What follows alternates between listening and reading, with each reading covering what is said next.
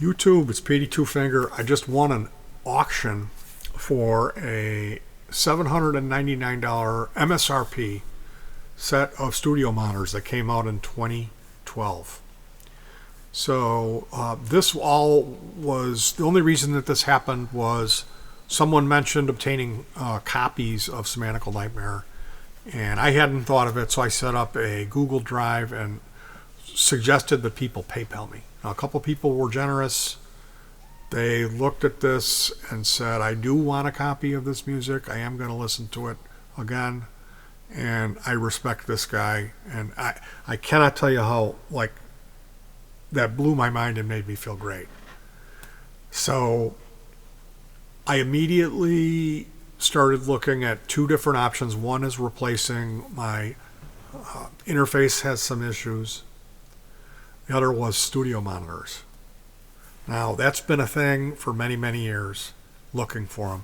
I've spent infinite amount of time on eBay, Guitar Center Used, Facebook Marketplace, Craigslist, looking for, and I found a single M-Audio BX5. I love it. It's connected to a mixer with an MP3 unit for the drum tracks, and my wife and I jammed through it here. Super low volume, but it sounds incredible. So I was thinking maybe I could get a second one of those, even though I've already got this set up and it's running on its own thing. And every time I looked, I'd find them for like 150. The best I found was like $78 for a used mail-in deal where you really don't know what you're going to get. And what we ended up getting is a couple of steps above the M-Audio. These are some beautiful speakers. They're bi-amped, 70 watt, 30 watt. And on the super, like, unbelievable high-end audio guys with, like, 8-inch monitors, you know, these guys were like, oh, there's those speakers, you know, you can do a little bit better. There's something funky with the upper mid frequency or, like, the bass. And, like, I'm not mixing Sir Pumps-A-Lot. You know, a 6.5-inch woofer, like, I've got 4s now, and there's a sub. I can use a sub if I want. So the existing thing, I might keep these bookshelf and this sub, and just get rid of the larger bookshelf speakers that kind of look like studio monitors and that amp. And then these are just, we'll have to see. I've got to go up there and pick them up. You plug in a computer power cable and go from there. So I don't know, are the pots, there's adjusters, is there going to be something wrong with the jack? Are the drivers good? And according to the auction, these things there's nothing wrong with them. They both work. So we got to see. I don't want to recommend the auction because people use bid sniping software, and one of the times I won an auction there, they sent me the wrong thing, and it wasn't an upgrade. I had to set up a return, and it was a whole mess. So I can't I'm not going to talk about how I won the auction because that was complicated, and people use bid sniping software. And what that means is, let's say there's a time, and it's going to end, and the auction's going to be over, and it doesn't tell you the amount people bid. It doesn't even show up. My wife was arguing with me about that today. You can bid in dollar increments. I remember bidding in a much higher increment, and it didn't show up. Like, let's say I bid $35. The bid was still like 18, or like it went from 18 to 19. So you don't know what people are bidding. You don't know. And when you use bid sniping software, that's something you buy. It's expensive software. And it's evil because everyone else that doesn't have that is fucked. And I don't know how it works if you have two people and they're both using bid sniping software. I don't know how that would work. But my understanding of it is, let's say it's coming down. There's 3 seconds left on this auction, and I fire in a bid.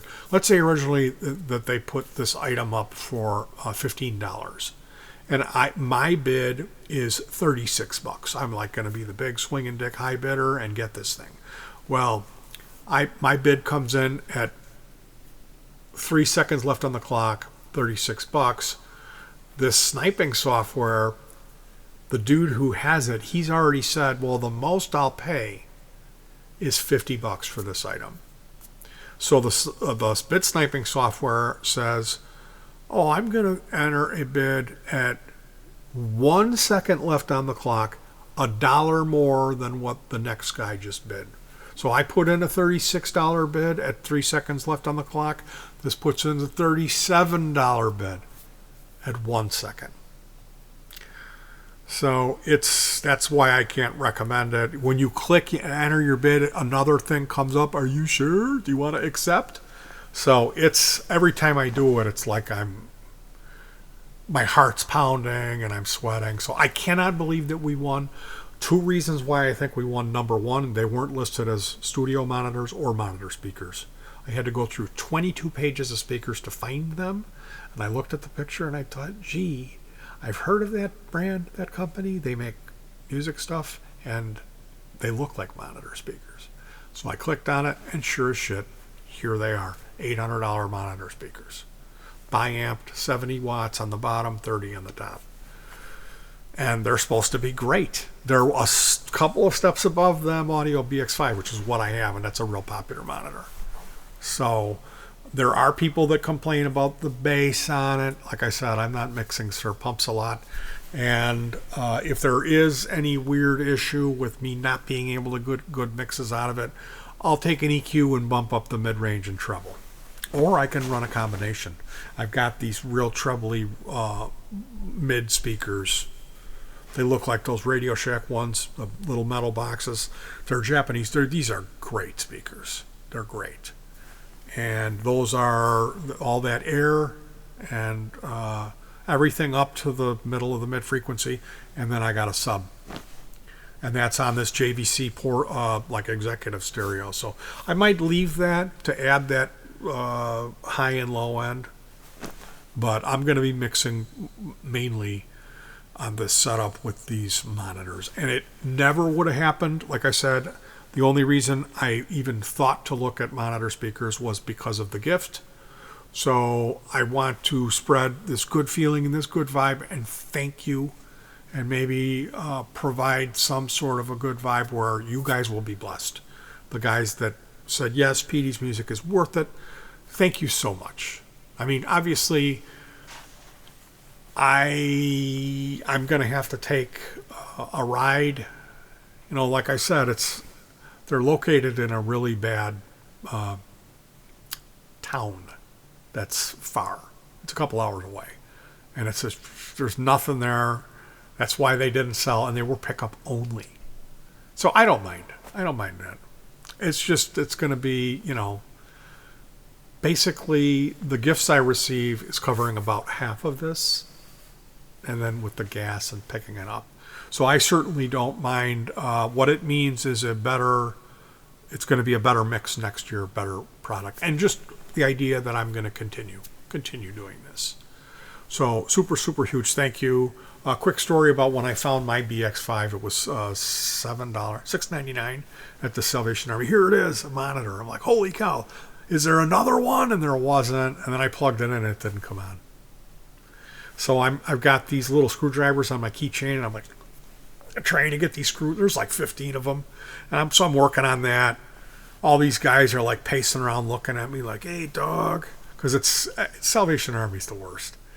Anyway, I'm working these screws out of this thing, and I look over next to the power input where you plug like a computer cable power three thing. I look, there's this little red switch, and it's countersunk, and it's 110 or 220, and it's in the middle. So I was like, maybe that's all that's wrong with this thing. So I took one of on my keychain and got that in there and bumped that up to 110 and it came on and it was breathing at me. I was like, holy shit, run those screws back into it. We're going. Come on, Gopti, get out of here. So we bought it and I brought it home and I could not believe how excellent the speaker is. It's like the best thing in the house. Right now I've got it hooked up to a mixer with an MP3 player and we play through it. We have our little Zoom amp and cab sims, or my Nux MG300, and we're jamming through it at low volume, and it sounds killer.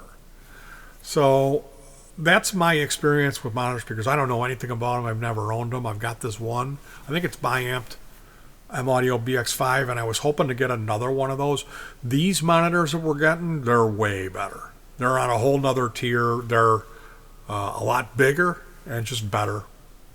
So I am so unbelievably happy. Thank you so much to the people who were kind enough to take me seriously, my time and my work, and say, yes, I do want to listen to this again, and gift me. That was, I cannot thank you enough. So immediately I started looking at what am I going to do with this $30. You know, I can't go to the dispensary and buy a gram of weed.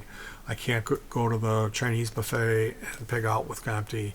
Although that's really what I wanted to do. It was like just pat myself on the back and treat myself. I didn't.